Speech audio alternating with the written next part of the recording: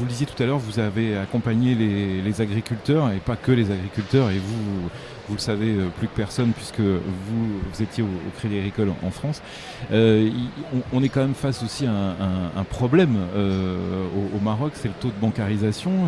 Comment vous faites pour aller chercher, on va dire, ces clients, on va les appeler comme ça, ces clients? Alors je sais que par exemple, les compagnies d'assurance utilisent le mobile banking, par exemple, pour trouver des marchés sur le plan agricole, parce que évidemment il y a l'accès au téléphone.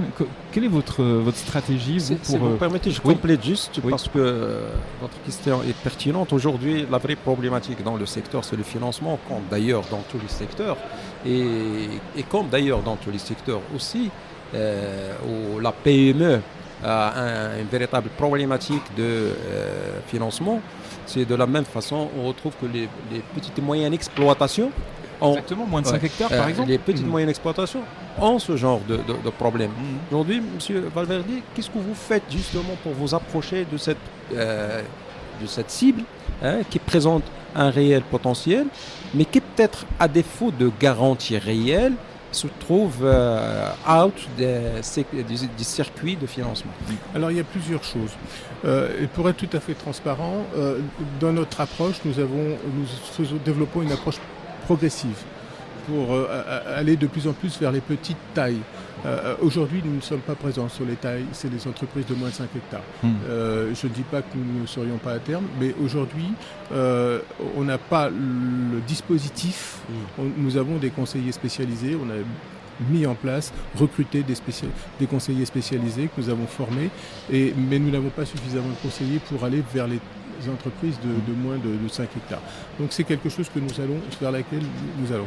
Il y a d'autres pour financer effectivement ces petites entreprises avec le microcrédit. Là, il y a, je pense, une solution. Les organismes de microcrédit sont actifs au Maroc. Je pense qu'il y a encore de la place pour qu'ils prennent davantage de place. Et si on a une initiative, c'est que nous travaillons avec Grameen, la fondation Grameen, qui est une fondation de microcrédit, qui a été fondée par le professeur Younous, qui est prix Nobel de la paix, et le Crédit Agricole, et donc qui est en train de s'implanter au Maroc avec le Crédit du Maroc pour financer les organismes de microcrédit. Voilà, c'est par ce biais-là, parce que aujourd'hui, nous n'avons pas les compétences au sein de la banque pour financer et pour aller vers ce type de très petites entreprises. Par contre, les organismes de microcrédit l'ont. Et donc, notre apport va être de financer, à travers la Fondation Grameen, les organismes de microcrédit qui sont beaucoup plus compétents que nous. Voilà. Sur ce et l'idée, c'est que après le microcrédit, il y a l'intégration dans un système qui est, on va dire, plus logique. Bien pour sûr. Pas dire normal. Bien voilà. Oui. Il est obligé de partir. Samir Chaouki, merci beaucoup. Merci. J'ai une question pour Monsieur Valverde. Là, on va quitter le monde agricole. C'est quoi une banque marocaine en 2017?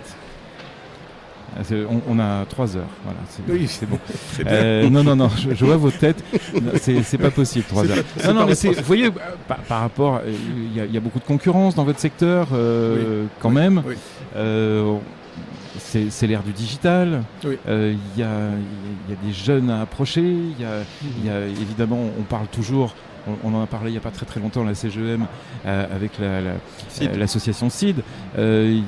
Il faut encourager la création d'entreprises, il faut amener la jeunesse, on va dire, dans le monde de l'entreprise, il faut sortir des gens de l'informel. Enfin voilà, il y a tout ça, tous ces défis. C'est quoi une banque en 2017? Alors, tout à l'heure, je vais répondre avec mon background, si vous voulez. Moi, je suis né dans une banque mutuelle qui s'appelle le Crédit Agricole France, oui. Et qui a un ancrage au territoire et qui tire toute sa légitimité du territoire. Et moi, voilà, c'est ma conviction. Qu'on soit en France, dans une caisse régionale, dans une région ou au Maroc, je ne conçois une banque que utile à son territoire. Je ne crois pas du tout au concept de banque capitalistique qui vit uniquement pour son dividende ou son résultat net. Une banque n'a sa légitimité que si elle est utile au territoire et qu'elle permet à ce territoire de se développer. Ouais. Parce que, tout simplement, et c'est trivial, elle développera son activité que si elle vit dans un environnement dynamique. Elle ne développera pas son activité dans un désert. Et donc, toute la légitimité et toute l'activité de la banque doit être développée, doit être orientée vers l'utilité aux acteurs, que ce soit les particuliers pour leurs projets, la maison, la voiture, que ce soit pour les entreprises, pour les multinationales. Et c'est sous cet angle-là que je considère que la banque de demain sera légitime. Alors après, c'est le comment.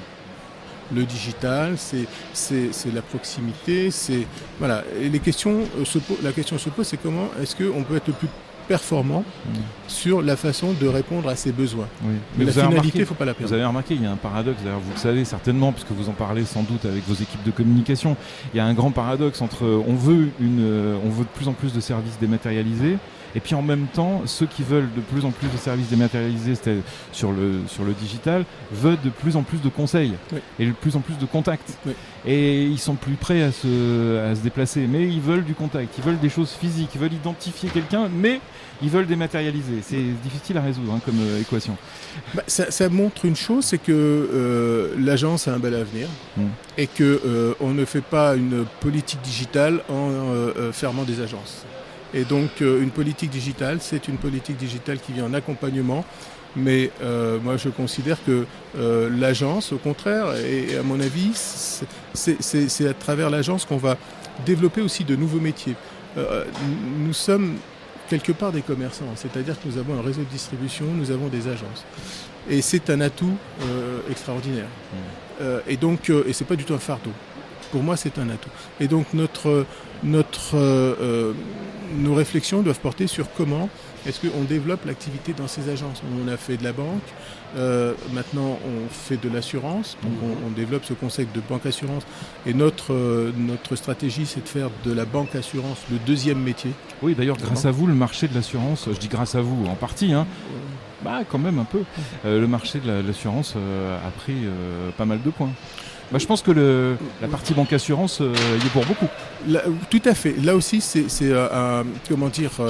une des valeurs du groupe. C'est-à-dire que le groupe Crédit Agricole France est le premier banquier assureur en Europe. C'est le premier assureur en France. Assureur. Et donc voilà, et parce que là aussi, on tisse une relation plus large avec les clients, on joue un rôle de tiers de confiance. Donc il y a cette utilité. Et vous savez que dans le groupe en France, on développe aussi de l'immobilier. Donc on a monté des agences, tout un réseau d'agences immobilières qui doit être le deuxième ou troisième réseau d'agences immobilières en France à travers une marque qui s'appelle Square Habitat. Donc voilà, ça peut être un autre métier qui peut être développé dans les agences et peut-être d'autres. Donc je crois que une stratégie digitale n'est pas du tout en opposition avec une présence physique et le conseil que peuvent apporter. Ce qu'il faut, et pour terminer, donc, et nous y travaillons, c'est de libérer le plus possible les tâches administratives en agence de manière à ce que nos collaborateurs soient beaucoup plus orientés vers le conseil des clients. Et ça, c'est tout le process de transformation que nous avons engagé pour les années à venir au niveau du Crédit du Maroc. Voilà, je vous laisse repartir dans les allées du Siam. Avec plaisir. Là, vous n'aurez pas le temps de goûter des fromages de chèvre ou du miel. C'est dommage, mais vous reviendrez. Vous reviendrez acheter des confitures, il y en a de très bonnes là-bas. Oui, merci beaucoup et à très bientôt sur l'antenne de Matin Première. Merci.